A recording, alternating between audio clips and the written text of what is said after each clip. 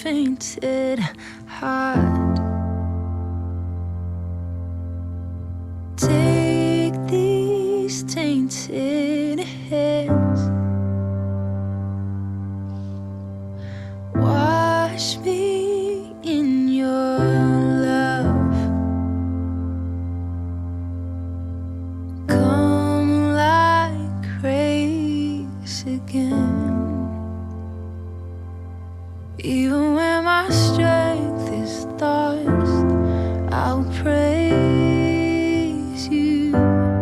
Even when I have no song, I'll praise you. Even when it's hard to find the words louder than I'll sing your praise. Oh, I will sing of the goodness of God.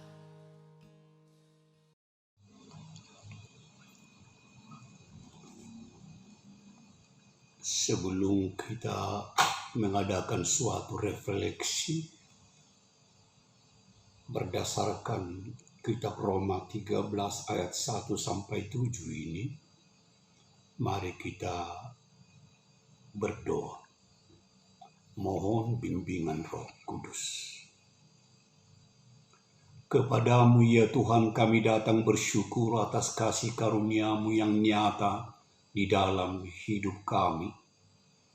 Oleh karena kasih setia Tuhan kami beroleh hidup, bergerak serta ada di negeri tercinta, yaitu Negara Kesatuan Republik Indonesia ini. Sebagai umat yang percaya kepadamu ya Kristus Yesus Tuhan sejarah dan Tuhan dunia, terpanggillah kami untuk juga membaca firman Allah dan merenungkan firman Allah dan mengaplikasikan dalam hidup kami secara nyata sebagai orang yang percaya kepada Kristus Yesus sebagai warga negara Republik Indonesia sekaligus. Dalam nama Yesus Kristus. Amin. Saudara-saudara, pembacaan Alkitab diambil secara khusus dari kitab Roma pasal 13 ayat 1 sampai ayat 7 yang disesuaikan dengan konteks di mana kita berada sekarang ini. Kepatuhan kepada pemerintah. Tiap-tiap orang harus takluk kepada pemerintah yang di atasnya. Sebab tidak ada pemerintah yang tidak berasal dari Allah, dan pemerintah-pemerintah yang ada ditempatkan oleh Allah. Sebab itu barang siapa melawan pemerintah, ia melawan ketetapan Allah dan dapat melakukannya akan mendatangkan, yaitu hukuman atas dirinya. Sebab jika seorang berbuat baik, ia tidak usah takut kepada pemerintah. Hanya jika ia berbuat jahat. Maukah kamu hidup tanpa takut terhadap pemerintah? Perbuatlah apa yang baik dan kamu akan beroleh pujian daripadanya. Karena pemerintah adalah hamba Allah untuk kebaikanmu. Tetapi jika engkau berbuat jahat, takutlah akan dia. Karena tidak percuma pemerintah menyandang pedang. Pemerintah adalah hamba Allah untuk membalaskan murka Allah atas mereka yang berbuat jahat. Sebab itu perlu kita menaklukkan diri, bukan saja oleh karena kemurkaan Allah, tapi juga oleh karena suara hati kita. Itulah juga sebabnya maka kamu membayar pajak, karena mereka yang mengurus hal itu adalah pelayan-pelayan Allah. Bayarlah kepada semua orang apa yang harus kami bayar. Pajak kepada orang yang berhak menerima pajak, cukai kepada orang yang berhak menerima cukai, rasa takut kepada orang yang berhak menerima rasa takut, dan hormat kepada orang yang berhak menerima hormat. Demikianlah pembacaan Alkitab. Rasul Paulus menulis surat ini untuk mempersiapkan jalannya, yaitu menuju ke Roma. Dan sekaligus ada rencana pelayanannya di Spanyol.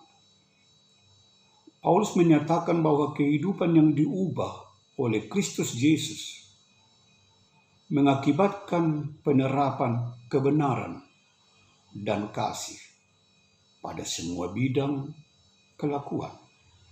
Di bidang sosial, di bidang ekonomi, di bidang sipil, dan moral. Itu kita temukan di dalam Roma pasal 12 sampai ayat 14. Allah memerintahkan kepada jemaat yang ada di Roma untuk taat kepada pemerintah. Karena pemerintah merupakan lembaga yang didirikan dan ditetapkan oleh Allah. Allah telah mendirikan pemerintah karena di dalam dunia yang tercemar ini kita memerlukan pembatasan-pembatasan tertentu untuk melindungi kita dari kekacauan dan pelanggaran hukum yang menjadi akibat wajar dari dosa manusia. Pemerintah sipil, sebagaimana halnya seluruh kehidupan ini, berada di bawah hukum Allah. Allah telah menetapkan pemerintah sebagai pelaksana keadilan, membatasi kejahatan dan menghukum pelaku kesalahan dan melindungi yang baik dalam masyarakat. Kita temukan dalam ayat 3 dan ayat 4. Juga 1 Petrus 2 ayat 13 sampai ayat 17. Paulus menggambarkan pemerintah sebagaimana seharusnya pemegang pedang. Pada saat pemerintah meninggalkan fungsinya yang semestinya, ia tidak lagi berasal dari Allah atau bekerja menurut maksud-maksudnya. Misalnya, pada saat pemerintah menuntut sesuatu yang bertentangan dengan firman Allah, orang Kristen harus lebih mentaati Allah melebihi manusia. Dalam Kisah Rasul 5 ayat 29 juga, yaitu dalam Daniel pasal 3 ayat 16 sampai ayat 18. Dari perikop pembacaan kita menemukan yaitu mengenai hak-hak dan kewajiban-kewajiban, baik sebagai warga negara dalam hubungannya dengan tanggung jawabnya sebagai warga negara tersebut. Berbicara tentang hak dan kewajiban, hak adalah kuasa untuk menerima atau melakukan sesuatu yang semestinya diterima atau dilakukan oleh pihak tertentu atau dilakukan oleh pihak lain, maupun juga pada prinsipnya dapat disebut atau juga sekaligus dapat dilakukan secara paksa olehnya untuk memperoleh haknya. Contoh yang sangat sederhana dan sangat jelas dalam Kisah Para Rasul, bahwa Rasul Paulus memberi pembelaan dirinya sendiri kepada Raja Agripa. Aku merasa berbahagia karena hari ini aku diperkenankan memberi pertanggungan jawab di hadapanmu, ya Raja.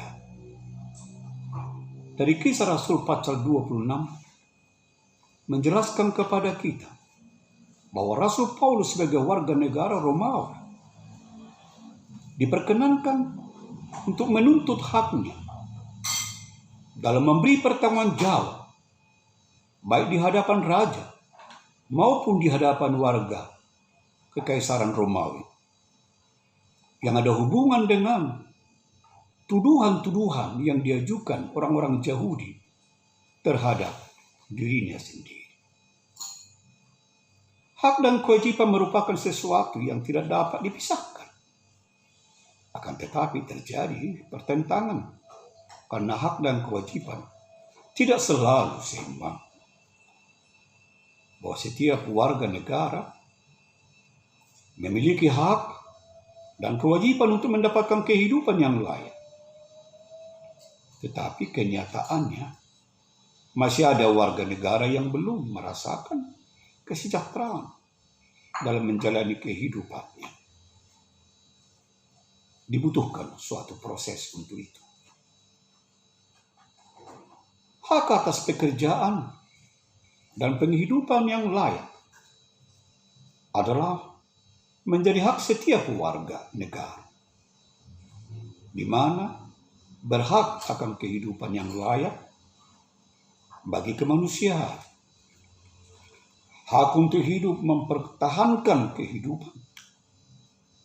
Juga setiap orang berhak untuk hidup, serta berhak mempertahankan hidup dan kehidupannya. Hak untuk membentuk keluarga, hak untuk atas kelangsungan hidupnya, dapat bertumbuh dan berkembang.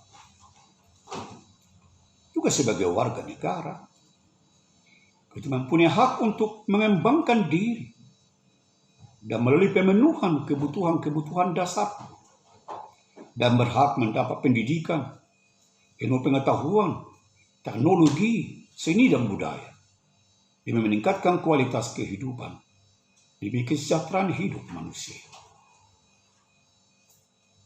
Hak untuk mengajukan dirinya di dalam memperjuangkan haknya secara kolektif untuk membangun masyarakat bangsa dan negara.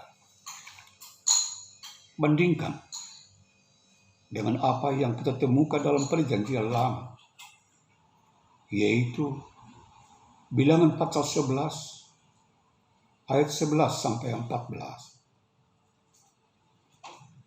Mengapa engkau memperlakukan hambamu ini dengan buruk?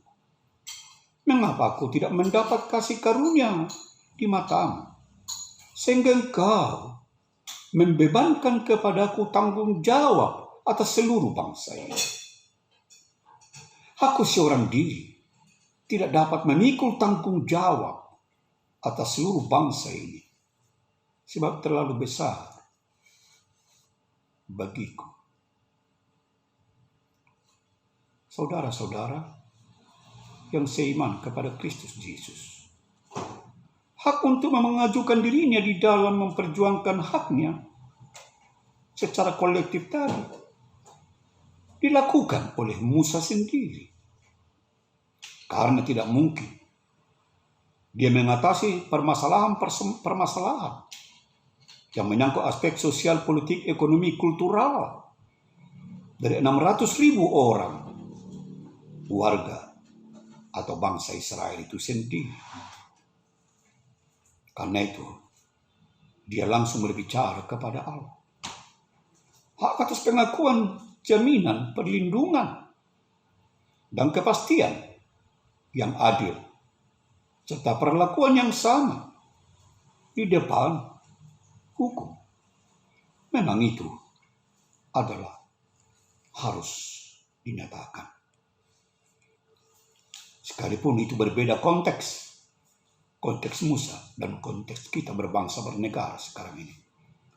Hak untuk mempunyai hak milik pribadi, hak untuk hidup, hak untuk tidak disiksa,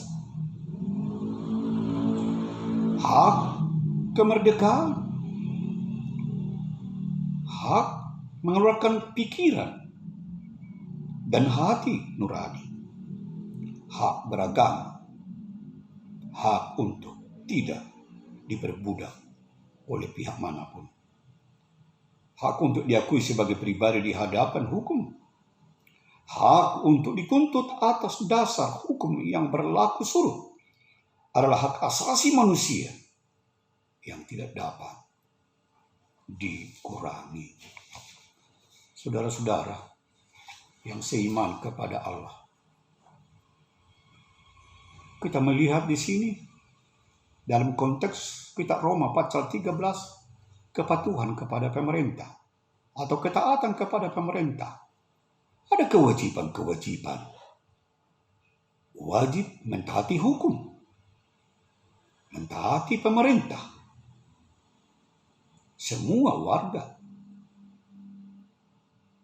selaku warga negara Indonesia, bersamaan kedudukannya di dalam hukum dan pemerintah, wajib menjunjung hukum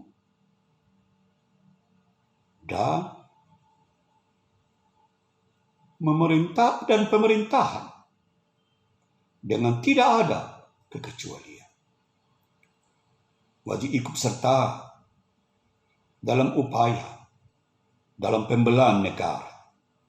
Itu merupakan kewajiban warga negara, di dalamnya orang Kristen yang ada di Indonesia ini.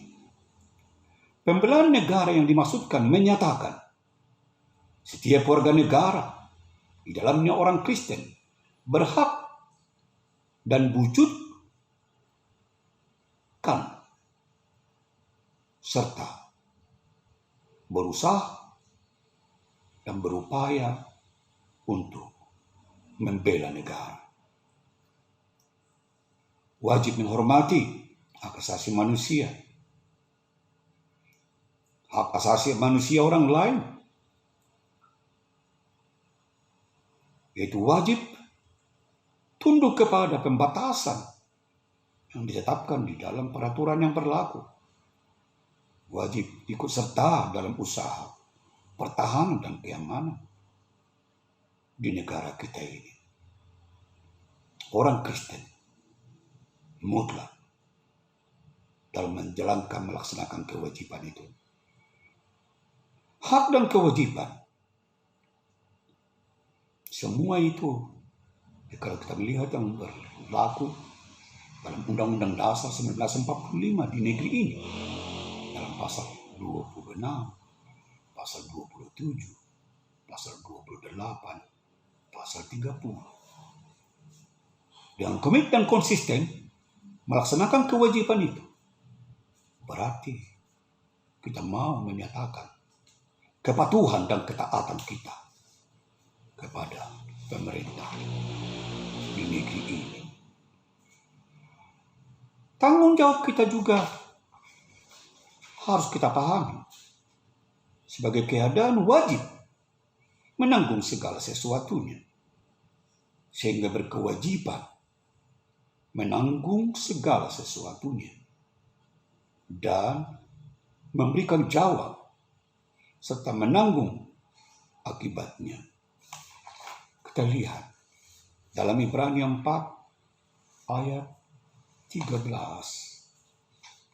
dikatakan, tak ada satu makhluk pun yang tersembunyi di hadapannya, sebab segala sesuatu telanjang dan terbuka di depan mata Dia yang kepadanya kita harus memberikan pertanggungan jawab.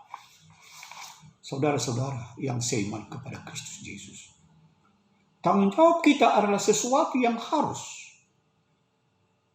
dilakukan atau dilaksanakan dengan sepenuh hati, bukan dengan berpura-pura atau bukan dalam keadaan terpaksa. Dan itu kita lihat dalam 1 Petrus 3 ayat 15. Siap sedialah pada segala waktu untuk memberi pertanggungan jawab kepada tiap-tiap orang yang diminta pertanggungan jawab dari kamu tentang pengharapan yang ada padamu.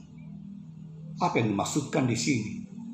Tak lain dan tak bukan adalah yaitu tanggung jawab yang kita nyatakan sebagai kepatuhan yang baru dengan hati yang tulus, hati yang jujur, yang disebutkan integritas. Tanggung jawab itu erat kaitannya dengan hak-hak dan kewajiban. Tanggung jawab tanpa hak dan kewajiban tidak mempunyai makna apa-apa. Ketiga-tiganya, hak dan kewajiban dan tanggung jawab, justru kita temukan di dalam perikop pembacaan, dalam hubungan dengan kepatuhan, ketaatan kepada pemerintah itu sendiri. sebagai pihak penguasa. Dalam menggunakan haknya, setiap warga harus memperhatikan beberapa aspek-aspek. Yang pertama di sini aspek kekuatan, yaitu kekuasaan, wewenang untuk melaksanakan hak tersebut. Aspek perundangan hukum, proteksi hukum misalnya, yang melegalisir, mesahkan aspek kekuasaan atau wewenang yang memberi kekuatan bagi pemegang hak untuk menggunakan hak-haknya itu. Aspek pembatasan hukum yang membatasi dari menjaga jangan sampai terjadi penggunaan hak walaupun ada kekuasaan, tetapi jangan terjadi penggunaan hak tersebut oleh suatu pihak yang melampaui batas kelayakan, kepantasan, sehingga bisa menimbulkan keresahan, gejolak sosial, bahkan kerugian bagi kelompok, bagi masyarakat, bagi bangsa dan negara. Berdasarkan penjelasan ini, maka hak yang kita miliki dalam penggunaannya harus memperhatikan atau mempertimbangkan hak orang lain.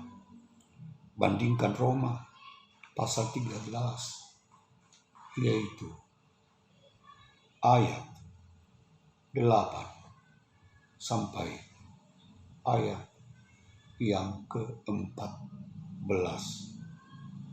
Sangat jelas diterangkan di sana perihal Roma 13 ayat 8 sampai 14, yaitu kasih adalah kegenapan hukum Taurat, ada kewajiban tanggung jawab terhadap sesama manusia atau terhadap diri orang lain.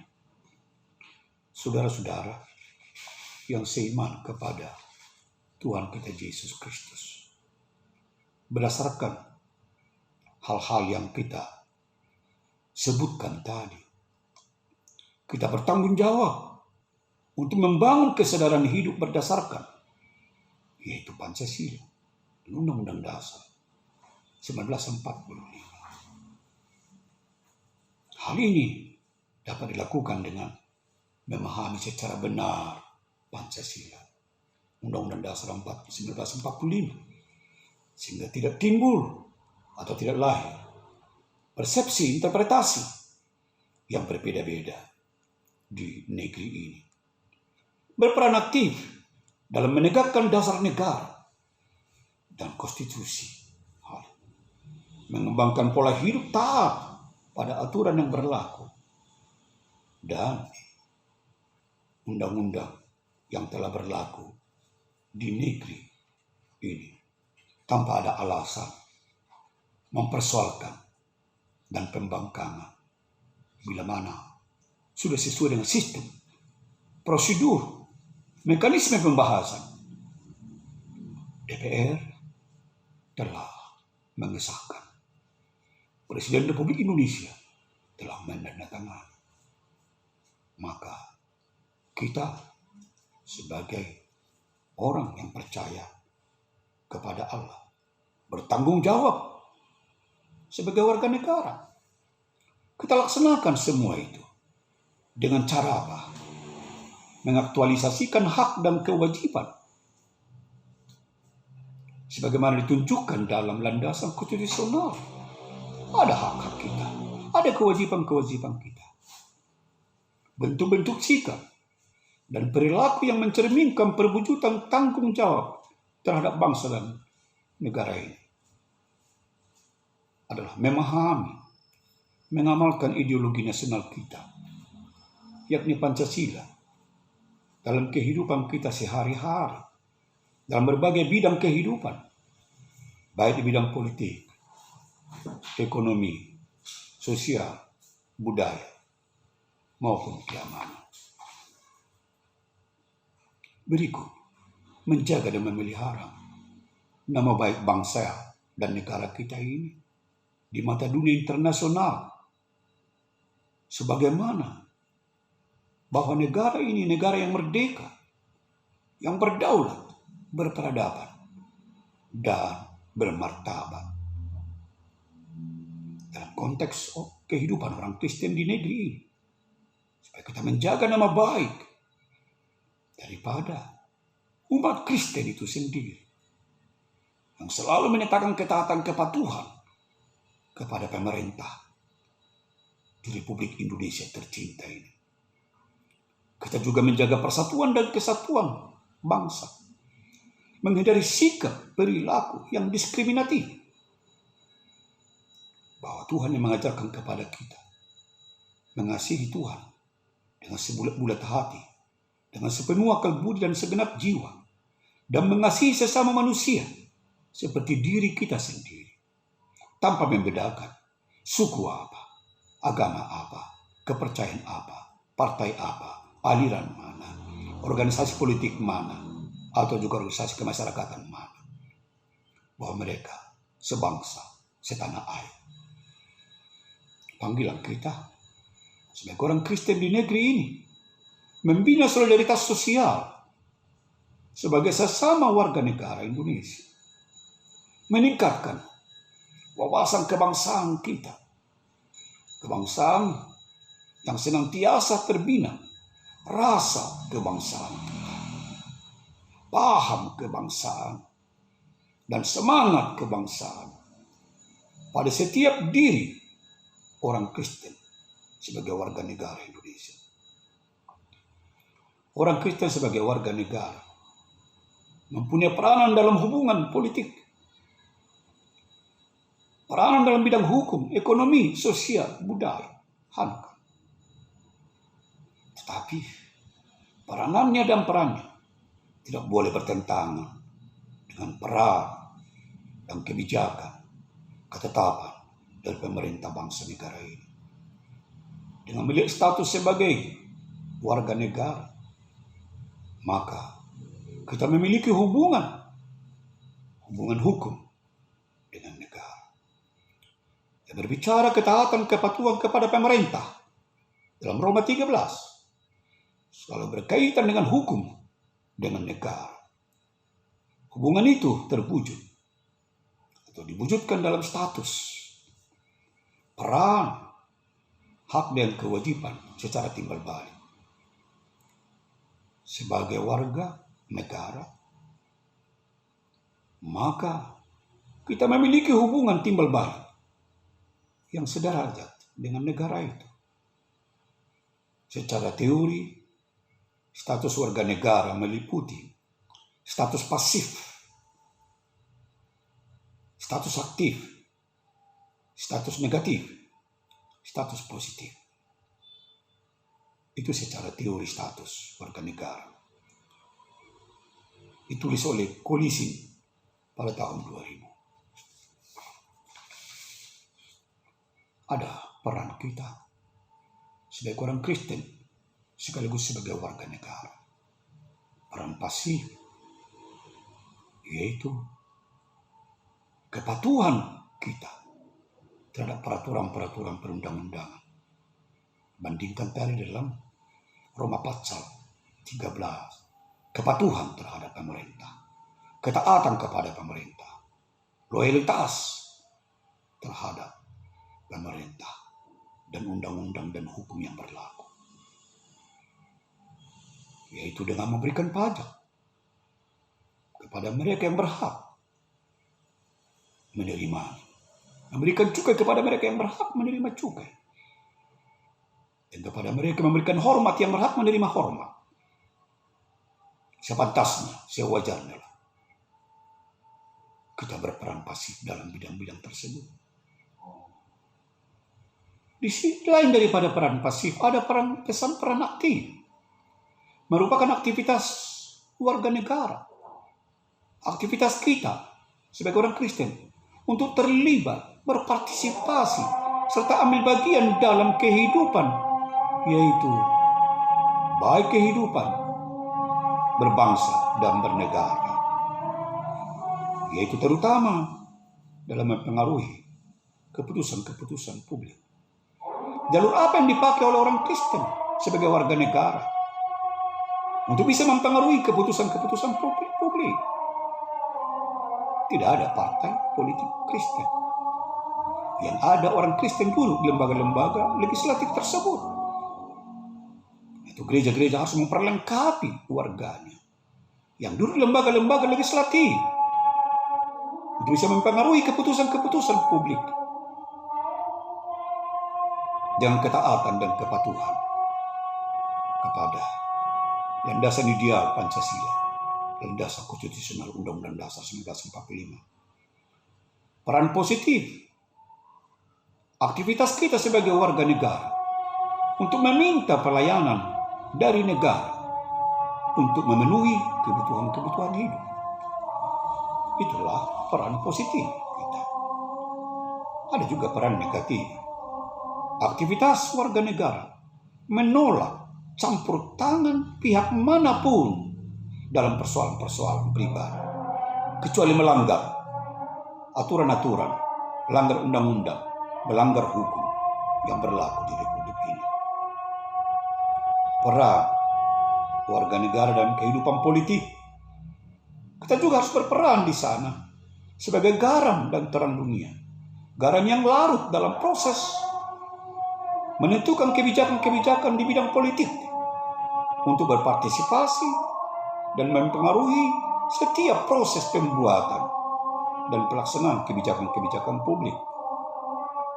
Perannya mewujudkan kebebasan untuk menyalurkan pikiran-pikiran pendapat, kebebasan berpendapat, tetapi tetap terpimpin, terkontrol dan terkendali. Bukan pendapat pribadi, bukan paham pribadi, tapi paham kebangsaan. Peran juga warga negara di mana orang Kristen ada di dalamnya, yaitu peran dalam bidang hukum, pengajuan keberatan terhadap pencapaian keputusan-keputusan yang tidak sesuai dengan undang-undang dan tidak sesuai dengan Pancasila. Peran warga, termasuk peran orang Kristen dalam kehidupan ekonomi, pembuatan keputusan atau kebijakan pembangunan ekonomi yang merupakan politik ekonomi, memberikan masukan agar politik ekonomi maupun mewujudkan demokrasi ekonomi sehingga rakyat Indonesia mencapai kesejahteraan termasuk tujuan daripada kemerdekaan Republik Indonesia. Peran warga negara di dalamnya peran orang Kristen di bidang sosial budaya, yaitu meliputi kesejahteraan sosial dan juga kesehatan di bidang agama, bidang pendidikan, bidang kebudayaan, yaitu ilmu pengetahuan teknologi, termasuk unsur budaya. Ikut berpartisipasi dalam pengembangan pelestarian alam serta budaya yang ada. Peran warga gereja sebagai warga negara menekankan pembelaan terhadap negara ini, yaitu mempertahankan kemerdekaan, kedaulatan negara Kesatuan Republik Indonesia, keutuhan wilayah yang tidak boleh terpecah-pecah, dan juga yaitu keselamatan bangsa dari segala ancaman, tantangan, hambatan, dan gangguan. Wujud pemberian terhadap atau wujud pembelaan terhadap negara ini, pengabdian sebagai prajurit baik TNI maupun Polri. Wujud pengabdian terhadap negara, wujud terhadap ketaatan kepatuhan kepada pemerintah sekaligus pengabdian sesuai dengan profesi kita. Dan pada akhirnya kita dengarkan yaitu apa yang dikatakan, yaitu oleh pengkhotbah. Pasal 12 ayat 13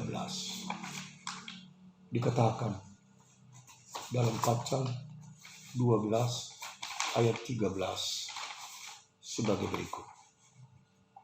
Takutlah akan Allah dan berpeganglah pada perintah-perintahnya, karena itu adalah kewajiban semua orang. Dalam Roma 14 ayat 12 pun dikatakan, demikianlah setiap orang di antara kita akan memberi pertanggungan jawab tentang dirinya kepada Allah dalam hubungan dengan sikapnya kepada pemerintah, bangsa, dan negara.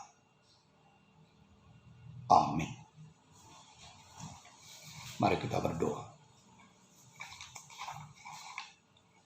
Kami bersyukur kepadamu ya Allah yang menyapa kami melalui firman-Mu perihal ketaatan, kepatuhan, dan kewajiban kami kepada negara dan bangsa ini, di mana di dalamnya ada pemerintah yang ditetapkan oleh Allah sebagai hamba Allah, yaitu Presiden Republik Indonesia, Bapak Jokowi Widodo bersama wakilnya, bersama para menteri dan pejabat-pejabat badan usaha milik negara, secara khusus komisaris dan direksi Bank Tabungan Negara. Kami berdoa agar Bank Tabungan Negara semakin memperoleh transaksi yang sungguh-sungguh dapat dilakukan itu dalam hubungan dengan masalah dengan pengembangan digitalisasi. Kami juga berdoa buat pemerintah dalam pengendalian penyebaran COVID-19. Kami juga berdoa buat para penderita-penderitanya dan juga para pelaku medis. Ya Allah, ya Tuhan, kami tolong mereka. Mereka berdiri dan bekerja, bergerak di garda depan. Dan kami yakin mereka mempersembahkan hidup mereka melalui karya, melalui persembahan disiplin ilmu yang mereka miliki sebagai ketaatan dan kepatuhan mereka kepada kebijakan pemerintah, sesuai juga dengan apa yang dikatakan Roma 13, taat dan patuh kepada pemerintah.